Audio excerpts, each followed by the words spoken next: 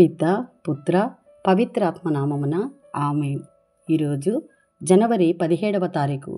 Mark సువార్త 2వ అధ్యాయము 1వ వచనము నుండి 12వ వచనం వరకు. కొన్ని దినములు గడిచిన పిమ్మట యేసు మరలా కఫర్నాము చేరెను.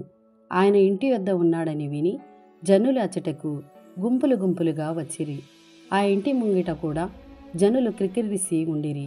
యేసు వారికి వాక్కును బోధించుచుండగా కొందరు ఒక పక్షవాత రోగిని 4 సహాయముతో మోసుకొని వచ్చిరి.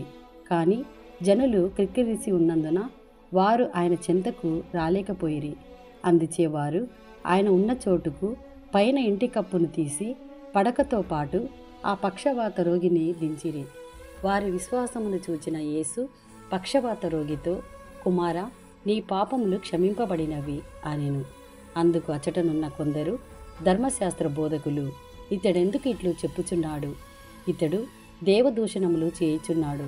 దేవుడు తప్ప మరెవరు పాపములను క్షమింపగలరు అని లోలోన తర్కించుకొనసాగిరి. యేసు ఆత్మయందు వారి ఆలోచనలను గ్రహించి వారితో, మీ హృదయాలలో ఇట్లేలా తలంచుచున్నారు? ఏది సులభతరము, పక్షవాత రోగితో నీ పాపములు క్షమింపబడినవనుటయా, లేక లేచి నీ పడకనెత్తుకొని పొమ్మనుటయా?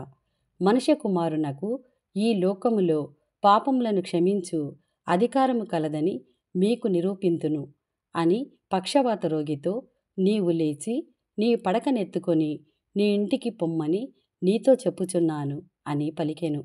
వెంటనే వాడు లేచి అందరి ఎదుట తన పడకనెత్తుకొని వెళ్ళిపోయెను. దానిని చూచిన అచ్చటి ప్రజలందరూ ఆశ్చర్యపడిరి. ఇట్టివి మనము ఎన్నడూనూ చూడలేదు అని దేవుణ్ణి స్తుతించిరి. ఇది ప్రభుని వాక్కు. సర్వేశ్వరునికి వందనములు.